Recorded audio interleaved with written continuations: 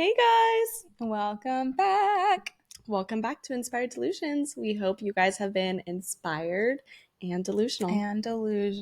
Heavy on the delusion. Did you do your homework? Yes. Did you look in the mirror and tell yourself that you love yourself and you are that bitch? And have you been hyping yourself up? Because I hope you have. And if you haven't, then this is your sign. Yeah. I know a couple episodes ago we talked about good apps for meditating or for affirmations, and we said Insight Timer. Yeah. And I do use Insight Timer, but I not as like a subscription. I use the free version. Both versions are great. I was doing subscription for a while just to like learn and expand. But on their free version, they have this like 18-minute affirmation. It's like for abundance and money, I think. And it's like those are highlighted, but it kind of goes over everything. And it's like 18 minutes long. I've been listening to it as I fall asleep. If I wake up in the middle of the night, I like put it on and then go back to sleep with that. I don't know if that's good sleep health, but I have been doing that. Listening to affirmations? Like in the middle of the night, like opening up my phone and like getting on. So I don't know. So, but anyways, I've been like going to sleep with that. After I meditate in the morning while I'm still laying in bed, I've been listening to that. So yeah, listening to your affirmations are really powerful. Listening to them as soon as you wake up is really powerful. That's what I've been doing lately. Yeah. I've been listening to affirmations like as soon as I wake up. Try not to. I'm on my phone, turn on the thing, and then I try to stay off my phone. Right. While I'm just listening to those. Right. Because your brain is really, really, like your subconscious mind is really malleable and suggestible as soon as you wake up and right before you go to sleep.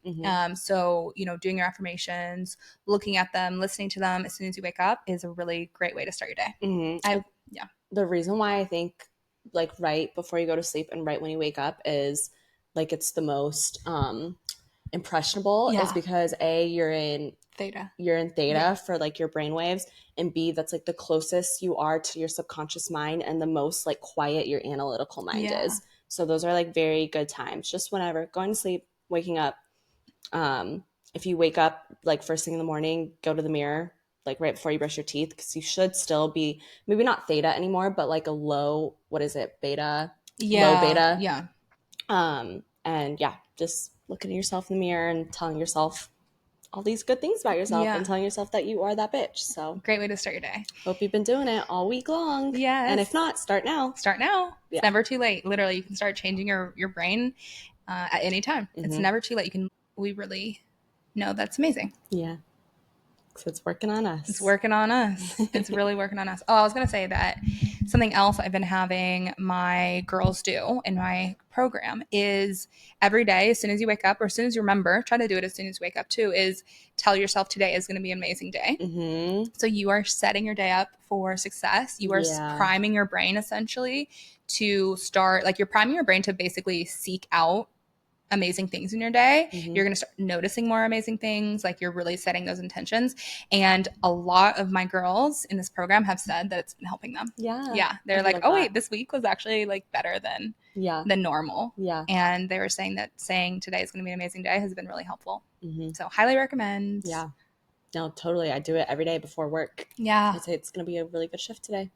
Yeah. It's going to be such an easy shift. And it literally has been working. I think we talked about that on another pod. We have talked about it. Yeah. That's like the craziest, most successful success story ever. Is Kane's been saying that, and she's been having amazing days.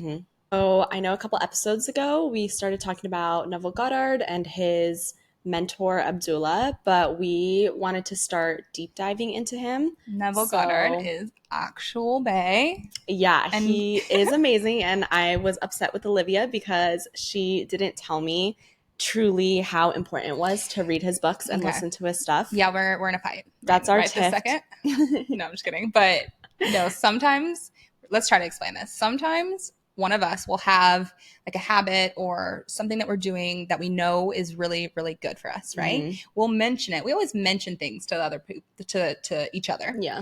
But sometimes we, like Kayma, for example, will have all these health habits and she'll tell me them like maybe once or twice and casually. No, like, not pretty casually-ish. That's how I interpret it. No, pretty and how I interpret it is I tell Olivia, Liv, you should be doing this. And she goes, yeah, maybe. And she said on other episodes, so you can go and look at it, it takes her multiple times to hear something. So she'll get upset with me because then when it finally clicks for her, she'll say, why didn't you actually tell me? And I always say I did tell you. And she did tell me, but I need her to be like, Olivia, yeah, for real, you need to do this. Like, I need more pressure. But now the tables have turned because I'm really getting into Neville and Liv.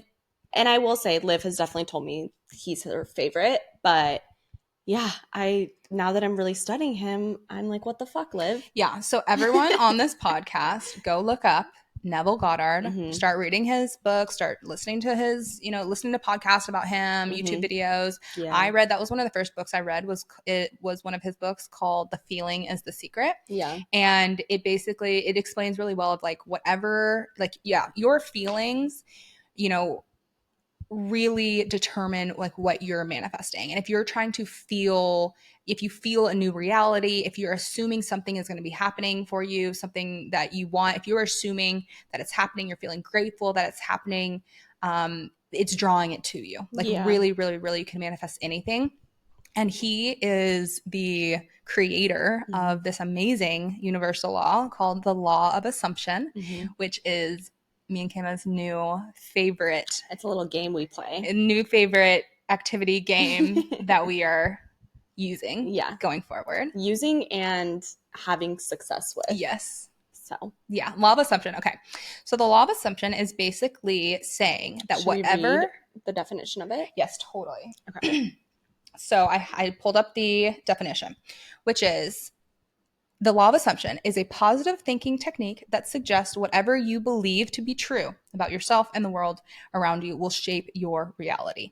The law of assumption is based on the idea that you can manifest anything you want by believing it already exists in your life. So basically, it's whatever you are assuming to be true, whatever you are assuming is going to happen is going to happen.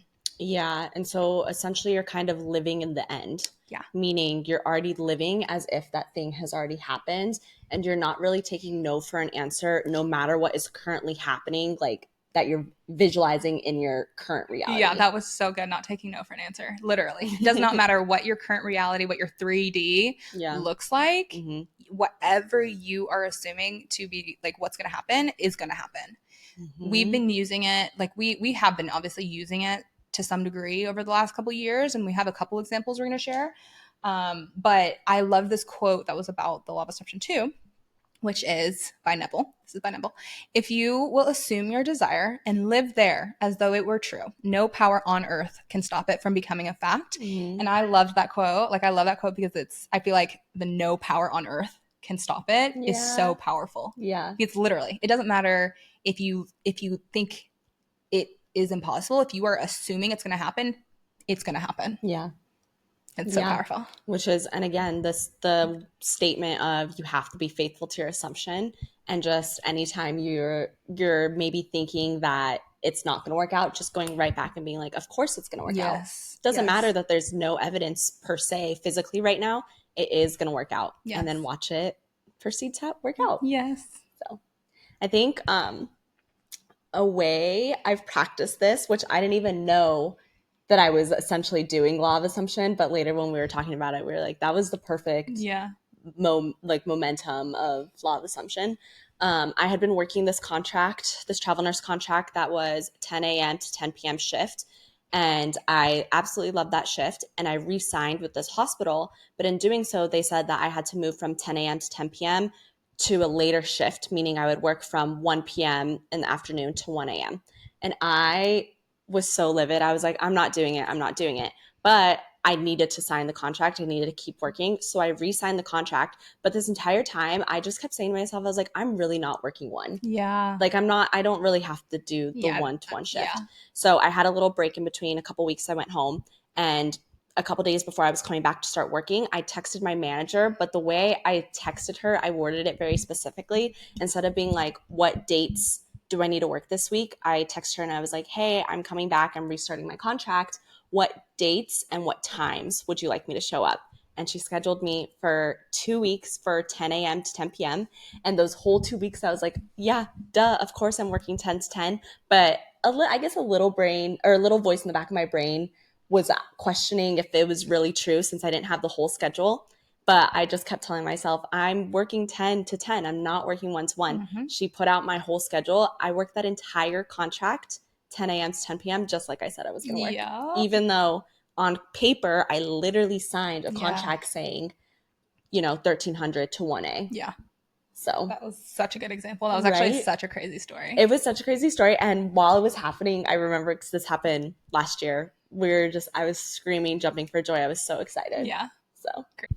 Another example we have for law of assumption that we did together. Yeah. And I mean, it is technically manifesting too, but we were being really faithful to the assumption. Is Olivia and I wrote out a whole list of things that we needed for the apartment. And then we wrote specifically non-negotiables that we needed for an apartment within a price range that we were looking for. And Liv was so sweet going around and finding apartments, doing all this work, trying to find the best deal. But in all of them, there was like either one or two things that either one of us had like an issue with. Yeah. But ultimately, like with law of assumption before that, we stayed true to being like, we know we're going to find our perfect spot. Right. Yeah. We weren't settling for the ones that were really, really great, but that one thing was off. Yeah. So to the assumption that we were going to get everything we wanted on the list. Our perfect apartment, which some of the things we're asking for are kind of a little crazy. No, they were so crazy for Los Angeles. Yeah. Yeah. We were asking, you know, I wanted a balcony that faced south so then we could have the sun in the morning. We wanted a lot of light. I even wrote down I wanted to be by a park, which is actually kind of crazy. Like I didn't even think that was going to happen. So that one was like a being so delusional success story. Yeah. Even, you know, we ended up being by a farmer's market, which I didn't even write that down because I thought that was even too crazy. But I was saying that I wanted to start going to the farmer's market more often. Yeah, she was saying all the time. She was like, can we go this week? Can we go this week? And I'm like, yeah. We ended up being right by a farmer's market. So crazy. But yeah, we wanted a bunch of different things. We weren't settling for less. We're like, okay, well, we know we're going to find it. You know, time was kind of running out, but we stayed true. It was like we needed to sign essentially that it was a weekend and we needed to sign the next week. Yeah. And then how it came about is also so funny because we were in an Uber drunk and we were at this stoplight and I was like, Liv, what about those apartments? You're like, that's cute. I was like, that's kind of cute. What if we lived there? As a joke, just like joking, silly, drunk. And Liv remembered the name and looked it up and then found the perfect apartment. The perfect apartment. It's angel numbers. Yeah. You guys. It's actually so crazy. It had washer and dryer, 2 parking spots that were protected by a garage. Yeah. The balcony, the farmer's market, the other park. We have 2 parks on either side of the street of us. Yeah. We also have the biggest balcony of the entire apartment complex. Because all the other ones don't have this little... yeah. Oh, we have all that. Yeah, we technically have all the extra space. Yeah. So it's just like such a perfect unit. It's such a perfect apartment. So that's another success story of being delusional, assuming that, you know, your manifestations are going to come true. Yeah. You might as well dream big. Yeah. And dreaming big is something that I really recommend. That's what I live by. I, you know, go on Zillow and start looking up I change the price range to only look at houses over $10 million. And so I started looking at those. And then I started looking at the ones that were like 40, 50, like 30, 40, $50 million. And I'm like, it seemed so crazy. And obviously that's a huge amount of money. Like, don't even need that. But it started kind of like normalizing it in my brain. Yeah. Because if you're looking at that and being like, oh my God, that's insane. But then you just keep looking at it, keep dreaming big, it kind of starts to normalize it. And I'm not even saying that I need a $30, $40 million house.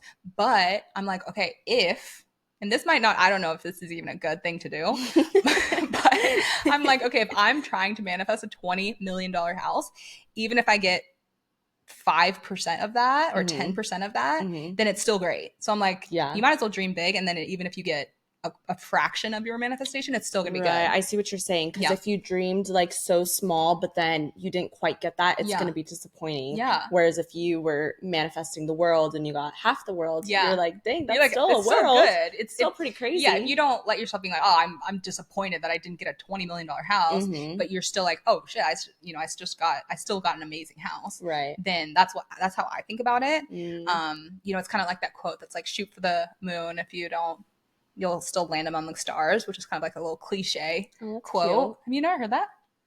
It's like, shoot for the moon, and if you miss, you'll still land among the stars. Yeah, maybe I haven't heard that. Oh, okay. Nice. If you haven't heard that, Ta-da! New quote unlocked. But I kind of have a problem with that quote because I'm like,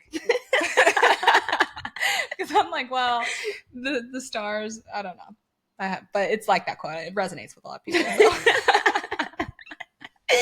Hey guys, here's a really good quote that I hate. Actually, I don't believe in. LOL. But yeah, so dream big, be delusional, start forcing yourself to think bigger. And I think that's worked for me. I know that's worked for me. Even I feel like it helps you work through what comes up, like the resistance that comes up, the doubts that start coming up. So then you can actually work through it and you're able to start like healing. You're able to start actually envisioning yourself living this good life. So I highly recommend just dreaming big. Yeah. So I've been a little delusional at work, you guys. My ego or pride was hurt because one of my colleagues, he's also a travel nurse, and I love him. He's an amazing nurse. He told me that he was asked to get trauma trained, which essentially what happens when you're a travel nurse, even though you know all areas of your unit that you're on, there's certain areas that it's really only trusted for the staff nurse to do because it's so tedious and particular what you need to do. Yeah. And it's really hard to train all these people for something that would take a couple weeks to train on. Yeah. So he let me know that the manager asked him to get trauma trained, and my pride, you guys, I didn't take it very well. I did not take it very well. Like I went home, I told my mom, I was so sad. I was like, what does that mean? Like, why didn't I get asked to get trauma trained? I go in, I help in the traumas. I feel like I've been doing a good job at work. Also, it's been vocalized to me. I've been doing a good job at work. I keep getting my contracts extended. Whatever. I was kind of down bad for a night. But then I was like, Liv, I'm going to play a game. I'm going to play Law of Assumption at work. And so I've been saying to myself, I'm such a good nurse. All my patients want me as a nurse. All my coworkers want me to come and help them in their rooms when they have sick patients. Everybody trusts me. I trust myself. I'm such a good nurse. And I've been saying this over and over again. And yesterday we had some really big traumas come in, and it was kind of a situation where it was like all hands on deck. So of course I go in and I help, and I just felt so confident. I felt like a superstar. Wow. Yeah, it was so seamless. Everybody in that room that I was in, we did such a good job all together. And it felt so powerful. And I feel like that was because I was affirming myself again, that I'm such a good nurse. But if I had the mentality that I did when I was upset, being like, well, why didn't they want me to get trauma trained? You just ruminated on that over and over again. Exactly. But I think because I heard that information and then I was like, wait, I don't want to feel like this anymore. / it's not true. I'm making it up in my head. There could be so many reasons why I didn't get asked to be trauma trained. And then started like affirming myself. Like it was so good. Yeah, that's amazing. Yeah, it was such a good time in that trauma. It was such a good learning experience because, yeah, that's all I can really say about it. Yeah, that's really good. But it was a good work. Yeah, that's amazing. Law of Assumption, highly recommend. Even just, using the Law of Assumption to change the way you think about situations in life too, and just start to realize that, or if you start to think about everything happening for you, instead of to you and like being in this victim mentality, is a really, really, really powerful way to, move and think about your life. Like I always use the example of, if you're caught in traffic and you're so mad, you're like, oh, of course I'm in this traffic. This is so annoying. This always happens to me.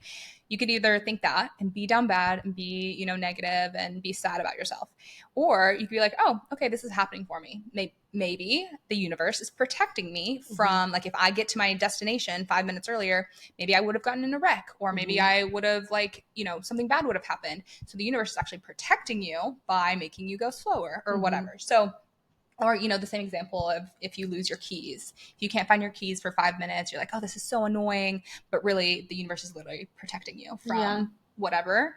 And so just kind of reframing a lot of the things in your life where maybe in the past you would have gotten upset, or you would have been like, oh, of course this is happening to me, or just thinking about things negatively. If you start to reframe it and ask yourself, how is this helping me? How is this happening for me? Your life is really, really, really going to change. Yeah. I agree. I really agree. Because again, it's all in your mind. Whatever you think is So just thinking all the positives so that you start to see the positive outcomes. Yeah.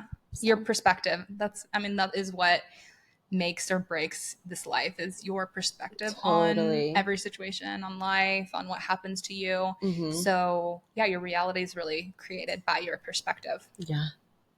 So something else, one of my girls from my coaching program, what brought up, one of the questions she just asked me yesterday was, how can she become more confident using her voice, speaking up, creating content, like speaking up in group settings, public speaking, stuff like that. And I was thinking about that and I gave her some answers.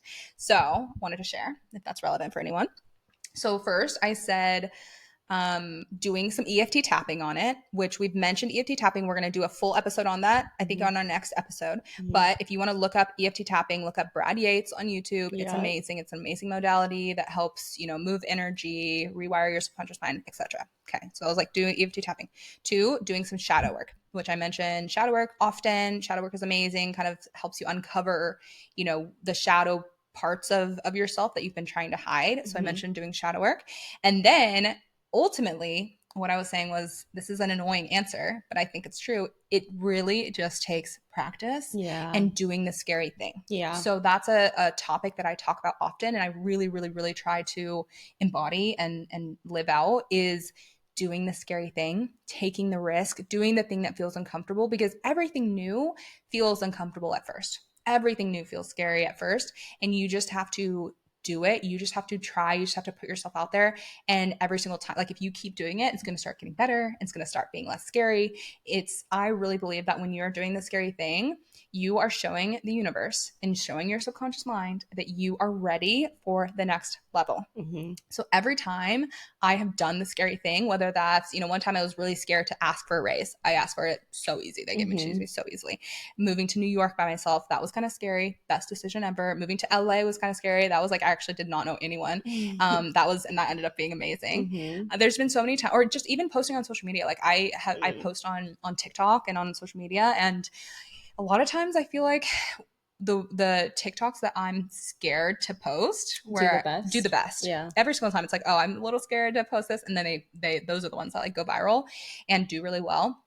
So I practice, if you're scared of like using your voice or just doing something in general, really just putting yourself out there, realizing, hey, it's actually not going to kill you. It's going to make you stronger. If that, that's a cliche, but it's true. And I know that Mel Robbins was kind of talking about this on her podcast, and it got really viral, and she was calling it the competence to confidence loop, because when you first start something, you're not very competent at it. So it feels weird. You're not very confident. Yeah. But if you keep doing it, you're going to get more competent. And then as you're more competent, you're going to be more confident in it. So it really is just, you got to keep practicing and practicing. And that's like this podcast. I feel like, we were maybe a little bit nervous when we first started, and it was it was a little shitty to get started, but we've gotten better and better at it and more confident with it. Yeah. So yeah, do the scary thing. Yeah. It's also like, I don't know, maybe we might have mentioned this on the episode, but it's like when you first start going to the gym, you're really weak. Yes. And then scared too. Right. And then become strong. Yes. When you first start reading books, you might not have a very high vocabulary, but then the more you do it, the more efficient you get. Yes. Just anything that you first start, it's going to be weird, but you have to keep doing it in order to see the success that you want. Yes, 1000%. And that kind of goes to the idea, or the fact that our brain is really resistant to change. And I think I know we've probably talked about this on other episodes too, but just a reminder that our brain is really resistant to change. So if you're doing something new, even if it's good for you, even if it's thinking a different way, or, having a new habit that's good for you, or anything that's good for you, if it's new, your brain is going to be resistant towards it, and your brain is going to be kind of scared of it, because that is just, our brain likes to be comfortable, which is staying the same.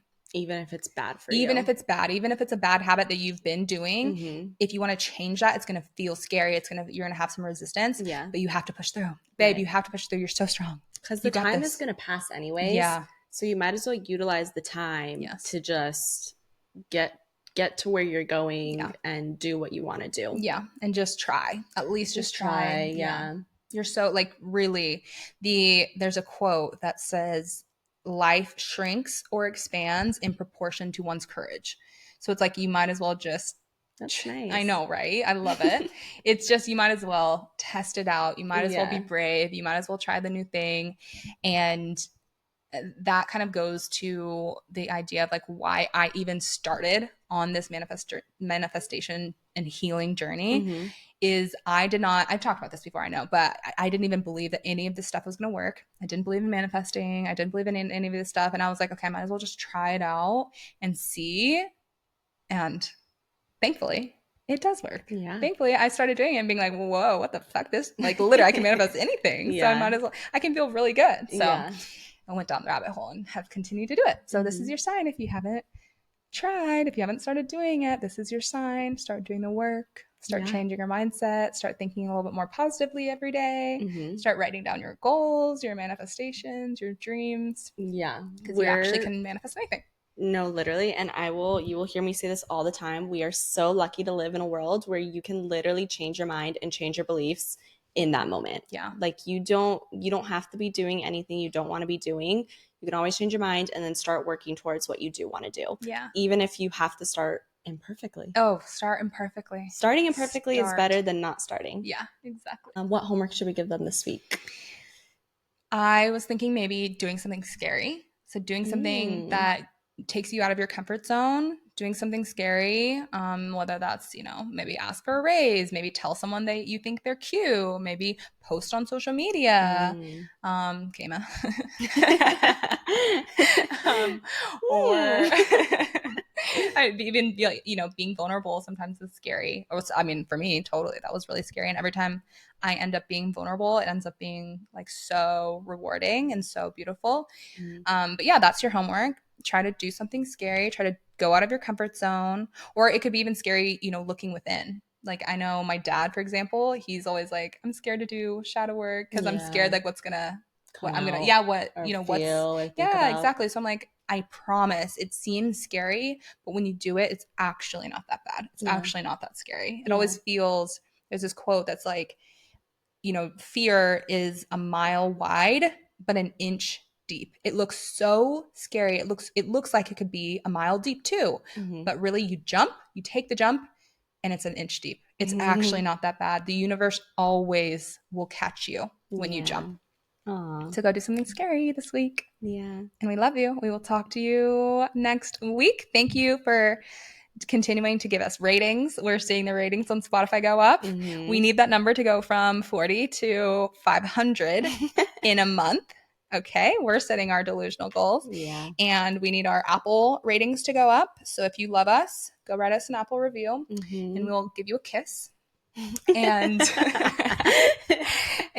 but thank you to everyone who's already done that. Yeah. See you next week, you guys. Talk soon. Love you. Love you.